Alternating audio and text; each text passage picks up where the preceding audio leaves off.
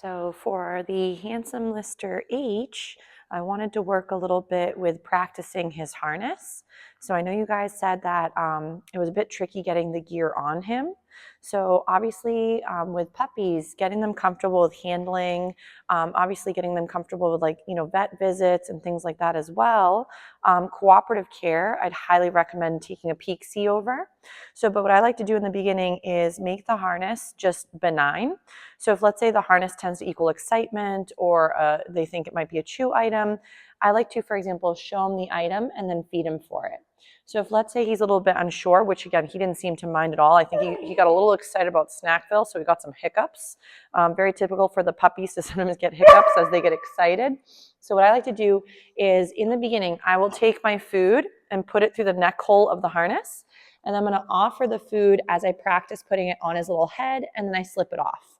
So we're getting him comfortable, kind of lowering his head through the hole, and then I slip it off. So he's getting the food as he's putting his head through the loop. I don't want to instantly just, slap it on him and hope he does okay. So ready, sir? So I'm going to bring this little slow feed bowl over here as well. So the reason I have the slow feed bowl, yes, nice job, is the slow feed bowl is going to help me give him a target for when I'm trying to put the harness on. And sometimes he's a bit of a wiggly worm or a little bit mouthy. So again, I have my food. I'm going to put his little head through, feed for that.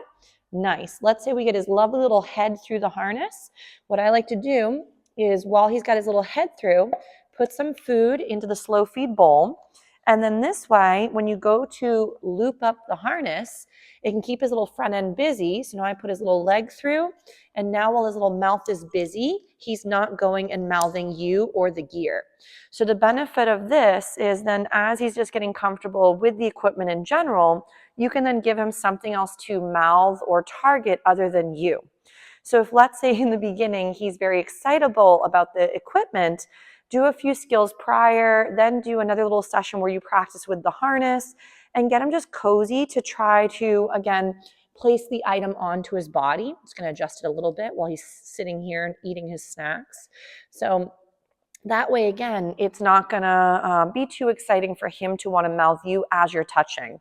There can be moments where, too, puppies don't realize that as you're patting, you're just trying to be sweet, and he might think, oh, they're trying to wrestle with me. So I find a lot of times is practicing some handling.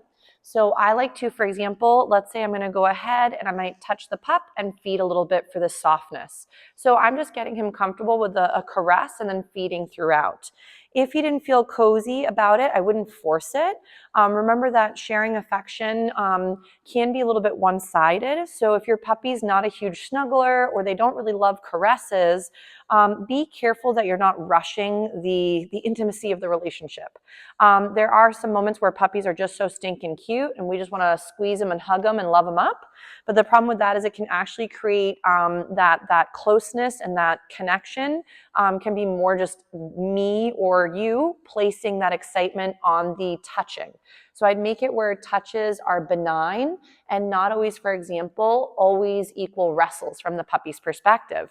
So again, with the harness trick, I just get him practicing putting his little head through, and then to take the harness off, I would do something similar where you might put some snacks on the floor or in the slow feed bowl, and then unclip the harness and help him slide it off. So again, for the handsome guy though, from that harness practice, we might go into working some sits, nice feed for that lovely response. Then we're going to see if we can work those little puppy push-ups to see if we can get that lovely down from him. So again, we're just waiting for that, yes, that full little lowering. He's been doing a really nice job with those puppy push-ups. For right now, again, we are using the food to lure him stand into those positions. If, again, he was a little bit unsure about one or another different position, don't force it because we don't want him to think that certain behaviors are spooky or overwhelming. Nice job, sir. Beautiful. So we might go into a little find it. Gorgeous.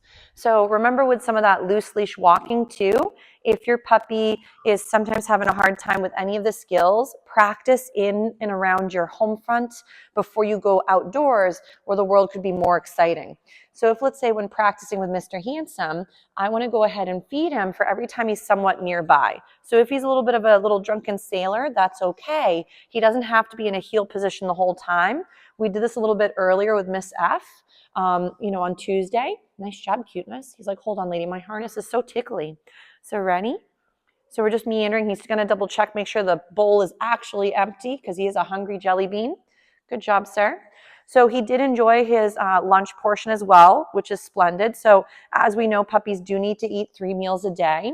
If your puppy is especially mouthy and not getting enough rest, remember that sometimes a very hungry puppy can also equal a lot of wild puppy behavior. Excuse me. So if your puppy is sometimes having a hard time with something, make sure they're not so hungry that they're almost going a little bit wild as you're trying to practice. Nice, good job, sir. So right now we're just working the beginnings of this lovely loose leash walking. He says it's pretty fun. Nice, so I don't care whichever side he wants to be on for now, no big deal. So we're just working on this lovely reorientation to me. Excuse me, tickle in my throat today. So ready? Yes. So I might sometimes work a little bit with that positive interrupter.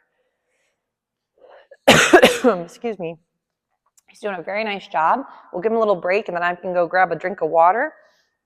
And then we'll go ahead and we'll work a few more skills with Mr. Handsome.